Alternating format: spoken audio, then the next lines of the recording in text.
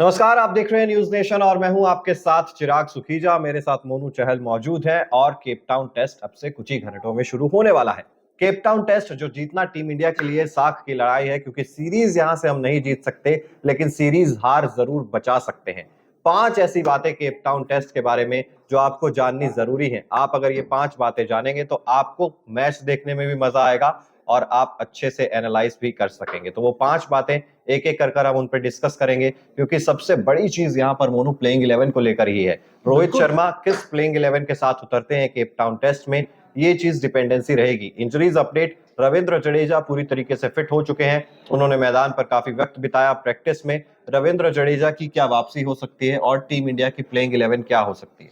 देखिए, जो team India की प्लेइंग 11 होगी इस मैच में, पहले तो हम आपको वो दिखा देते हैं। ये है टीम इंडिया की जो संभावित प्लेइंग 11 हो सकती है। अब इसमें चिराग देखिए, आपने 2 चेंजेस किए हैं इस टीम में। मैंने ये 2 चेंजेस इसलिए किए हैं क्योंकि एक तो ऑफ कोर्स हम रविंद्र जडेजा को इसलिए ऐड कर रहे हैं क्योंकि बैटिंग आप मानते हैं इसलिए कह रहा हूं क्योंकि रविचंद्रन अश्विन बुरी बल्लेबाजी नहीं करते हैं, लेकिन फिर भी एक एज जरूर जाता है रविंद्र जडेजा के पास जब आप बल्लेबाजी की बात करते हैं। और क्योंकि स्पिन को यहां पर उतनी ज्यादा मदद है नहीं। सेंचुरियन में हमने देखा था स्पिन को नामात्र सी मदद मिल रही थी, यहां पर भी कुछ ऐसा ही सिनेरियो आपको देखने को मिलेगा। तो इसलिए आपका काम जो है रविंद्र जडेजा भी कर देंगे स्पिन में और बल्लेबाजी आपको एक एक्स्ट्रा दे सकते हैं। इस पर आपकी क्या राय है, ये मैं जानना चाहता हूं। नहीं, जडेजा बहुत अच्छे ऑप्शंस हैं, क्योंकि आप अश्विन वर्सेस जडेजा अगर आप देखो तो जडेजा थोड़े ज्यादा कारगर साबित होते हैं बैटिंग में, नीचे से आकर रन बनाने में। और आई थिंक एक ही स्पिनर आप खिला सकते हो, ये आपकी मजबूरी है। हालांकि साउथ अफ्रीका में केप टाउन एक ऐसी जगह है जहां पर स्पिन फ्रेंडली विकेट होता है। अपार्ट फ्रॉम अगर आप डरबन की बात करोगे, सेंचुरियन की बात करोगे, जोहानिसबर्ग, बट केप टाउन में एक ऐसा मैदान है जो स्पिनर को थोड़ा सा शूट करता है। तो ऐसे में जडेजा भी ठीक है। लेकिन साउथ अफ्रीका आपको वो स्पिन वाला चांस ना देना नहीं चाहेगी, क्योंकि उन्हें पता है कि जब भी स्पिनर्स गेम में आ गए तो उनका एक क्या आधा स्पिनर भी हमारी टीम को जो है ना बैकफुट पर धकेल सकता है।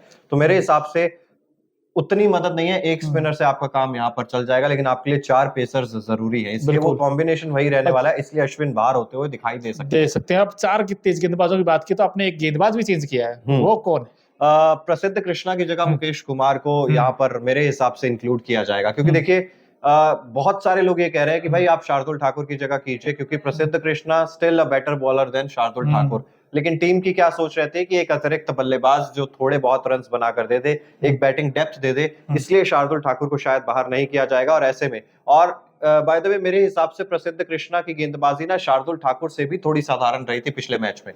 तो ऐसे में मुकेश कुमार जो कि रेड बॉल क्रिकेट में महारत हासिल कर चुके हैं डोमेस्टिक में, मेरे हिसाब से मुकेश कुमार को स्ट्रेट अवे आपको डालना पड़ेगा। आवेश खान के लिए अभी भी कोई जगह नहीं बनेगी यहाँ पर, लेकिन प्रसिद्ध कृष्णा वाला फैक्टर मेरे हिसाब से इसीलिए क्योंकि एक बैटिंग डेप्थ के लिए आपको शार्दुल ठाकुर को रखना पड़ेगा। तो बिल्कुल ये प्लेइंग 11 है टीम इंडिया की जो संभावित हो सकती है दूसरे टेस्ट मैच के लिए। लेकिन वहीं दूसरी तरफ साउथ अफ्रीका की बात करें तो वहां पर भी आपको चेंजेस दिखाई देंगे। और वहां पर टेम्बा ओमा इस टीम में नहीं होंगे। इसके अलावा जेराल्ड कोटजी वो भी इस मैच में नहीं खेलेंगे। तो जो उनकी प्लेइंग 11 है वो इस प्रकार है: टोनी डिजोर्जी होंगे, डीन एल्गर होंगे, एडन मार्करम होंगे, कीगन पीटरसन होंगे, डेविड बेडिंगम, इनका भी आउटस्टैंडिंग और नौकरी थी 56 की। इसके अलावा Ian Mulder, Kyle Verreynne, Marco Jansen, Keshav Maharaj आ जाएंगे। अब देखिए, केशव महाराज की इस टीम में कमबैक हुआ है। और इसके अलावा कगिसो रबाडा और नांद्रे बर्गर, यानी कि केशव महाराज आए हैं गेराल्ड कोटजी की जगह। तो ऐसे में हो सकता है कि थोड़ा स्पिन आपको देखने को मिले। बिल्कुल स्पिनर एक वो इंक्लूड कर सकते हैं और ऐसा भी हो सकता है कि लुंगी एंगिडी को भी जगह दे दी जाए, अगर ऐसा कुछ समीकरण फिटनेस होगा कि क्या उनकी फिटनेस ठीक है। हाँ, वो बिठाना चाहेगी साउथ अफ्रीका अगर कुछ समीकरण अगर उन्हें लगता है। और बाय द वे ये हम बार-बार इसीलिए कह रहे हैं कि तेज गेंदबाजी के हिसाब से पिच जो है वो आपको वही नजर आएगी। तो ऐसे में शायद लुंगी एंगिडी की भी जगह बनती हुई वहां पर नजर आ सकती है, क्योंकि जेराल्ड कोटजी वहां पर आपको नजर नहीं आएंगे। तो ये संभावित प्लेइंग 11 है साउथ अफ्रीका की, जिसकी कप्तानी by the way dean Elgar करने वाले हैं। डीन एल्गर, उनका भी लास्ट टेस्ट मैच होगा ये, उसके बाद वो भी रिटायरमेंट ले लेंगे टेस्ट फॉर्मेट से। लेकिन उनका करियर बड़ा शानदार रहा है। लेकिन पिच रिपोर्ट की हम बात बताते हैं पहले कि पिच रिपोर्ट क्या है और क्यों एक-एक स्पिनर आपको यहाँ देखने को मिलेंगे, चाहे जडेजा हो या केशव महाराज हो। ये पिच जो अब तक हमने देखा है वो ऐसी है कि ब्राउनिश विकेट है थोड़ा-सा, और थोड़े-थोड़े क्रैक्स नज़र आए हैं। अब ऐसे में अगर ये क्रैक्स थोड़े-से और खुलेंगे तीसरे-चौथे दिन, तो ऐसे में स्पिन गेंदबाजों के लिए थोड़ा-सा अच्छा कंडीशंस हो सकती हैं। तो इफेक्टिव साबित हो सकते हैं जडेजा भी और केशव महाराज भी। अब सवाल ये रहेगा कि अश्विन या जडेजा। मोनू ये साउथ अफ्रीका की पिचेस है ना जो इनके क्रैक्स ना दूसरे तरीके के हैं। अगर आप ध्यान से नजर भी देंगे, अगर पिछले मुकाबले में यानी कि सेंचुरियन टेस्ट में जब टेम्बा बवुमा ने टॉस जीता, उन्होंने गेंदबाजी का फैसला किया। जी। गेंदबाजी का फैसला इसलिए किया क्योंकि टेम्बा बवुमा जानते थे कि जैसे-जैसे ये पिचेस रोल होती है ना, इन पे बल्लेबाजी करना शायद थोड़ा-सा आसान होता जाता है। जब चौथी पारी की बात आती है, चौथी पारी में भले ही यहाँ पर एवरेज स्कोर 163 रन का है केप टाउन में, लेकिन फिर भी जैसे-जैसे साउथ अफ्रीका की कंडीशंस अगर अपने होम ग्राउंड में वो खेल रहे होते हैं, तो उन्हें कंडीशंस का पता होता है।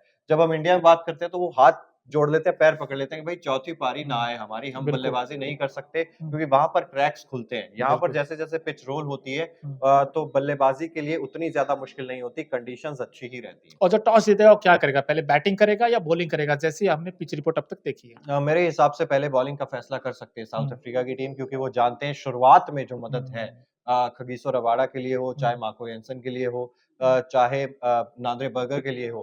मेरे हिसाब से साउथ अफ्रीका यहाँ पर उस शुरुआती मदद का फ़ायदा ज़रूर उठाना चाहेगी और अगर इंडिया की शुरुआत खराब हो गई, तो फिर इंडिया बहुत जल्दी बैक फुट पर आ जाती है टेस्ट मुकाबले में। वही प्लान रहने वाला है मेरे हिसाब से टॉस जीतकर पहले गेंदबाजी करें। बिल्कुल और कई लोगों का सवाल ये भी है कि वेदर कैसा होने वाला है? क्या यहाँ बारिश खलल तो नहीं डाल सकती किसी दिन?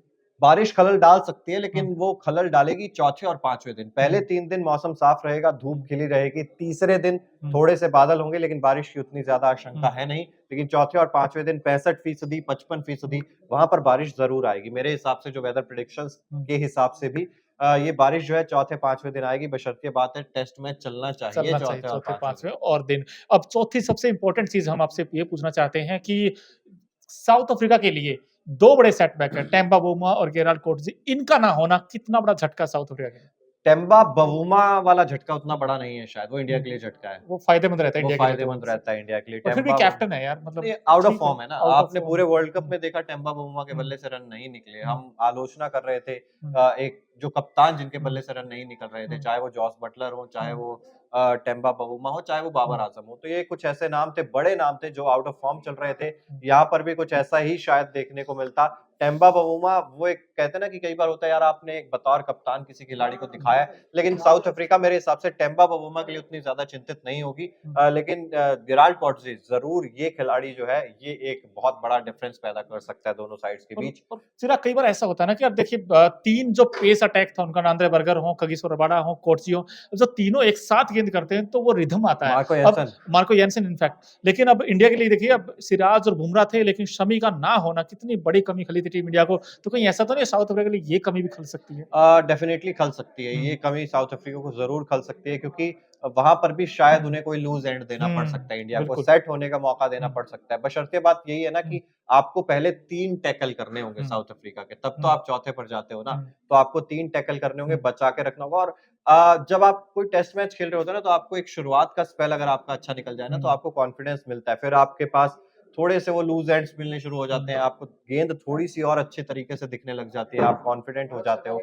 मेरे हिसाब से एक-एक स्पेल अगर आप सबका अच्छे से निकाल लेते हैं, तो फिर आप इस गेम में बन सकते हैं। लेकिन फिर भी साउथ अफ्रीका के चांसेस बहुत ज़्यादा हैं इस मैच को इस जीतने के। मैच में ज़्यादा लेकिन एक चीज़ और है, चाहे एक बात तो कहनी पड़ेगी चिराग इस टीम की तारीफ़ करनी पड़ेगी साउथ अफ्रीका की क्योंकि ये कुछ ऐसे खिलाड़ी हैं वहाँ के, वो कहते हैं हम बस टेस्ट में रिप्रेज़ेंट करना चाहते हैं अपने देश को। आपको याद होगा वनडे सीरीज़ के बीच में जेरार्ड कोटजी चले गए थे खेलने के लिए क्योंकि इंटर स्क्वाड मैच खेलना तो उनको टेस्ट को ज़्यादा प्रेफ़रेंस देते हैं as compare to limited over से। सो आई थिंक ये उनकी तारीफ़ की बात है, क्योंकि बिल्कुल, वो सिर्फ़ टेस्ट खेलना, टेस्ट में बेस्ट बनना चाहती है ये टीम और इसीलिए रिकॉर्ड्स भी इनके अच्छे हैं और अब तो हर कोई ये उम्मीद कर रहा है कि हो सकता है डब्ल्यूटीसी फाइनल भी खेले ये टीम क्योंकि बिल्कुल। इनका ट्रैक रिकॉर्ड बड़ा शानदार रहा है और अब 5वाँ जो लेकिन जब साउथ अफ्रीका हुँ, जाती है ना दूसरी जी, कंट्रीज़ में, तो साउथ अफ्रीका को भी परेशानी का सामना करना बिल्कुल। पड़ता है। अगर साउथ अफ्रीका हुँ, बाहर के किसी देश में हुँ, खेलेगी, फॉरेन टूर पर जाएगी, हुँ, तो उनको प्रॉब्लम होगी। हुँ, अगर वो इस चीज़ को भी टैकल कर लेंगे, तो फिर हुँ। डेफ़िनिटली डब्ल्यूटीसी फाइनल खेल सकते हैं। बिल्कुल और 5वाँ और अंतिम जो पॉइंट्स है वो बड़ा इम्पोर्टेंट है।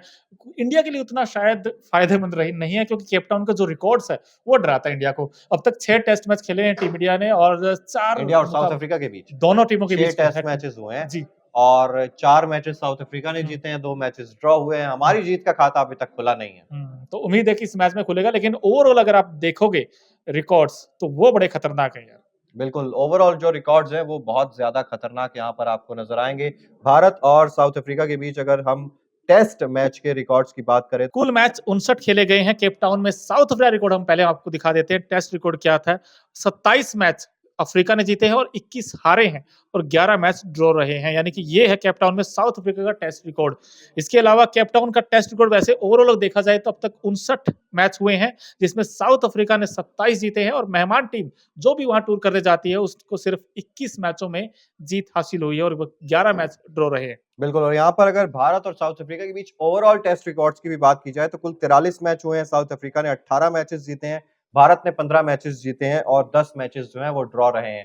तो कहीं ना कहीं हर चीज में हेड टू हेड रिकॉर्ड्स में टीम इंडिया पीछे आपको नजर जरूर आएगी, लेकिन इस टीम में क्षमता है, इस टीम में वो जज्बा है, इस टीम में फाइट बैक करने के लिए वो हर पल जुनून भी आपको नजर आता है। रोहित शर्मा की कप्तानी में अब से कुछ ही घंटों में ये टेस्ट मैच शुरू होने वाला है। आपके हिसाब से आपकी क्या प्रेडिक्शंस है, जरूर बताइएगा, कमेंट जरूर करिएगा, वीडियो को लाइक जरूर कीजिएगा और अगर आपने अभी तक चैनल को सब्सक्राइब नहीं किया है तो वो भी जरूर कीजिएगा। बहुत बहुत शुक्रिया।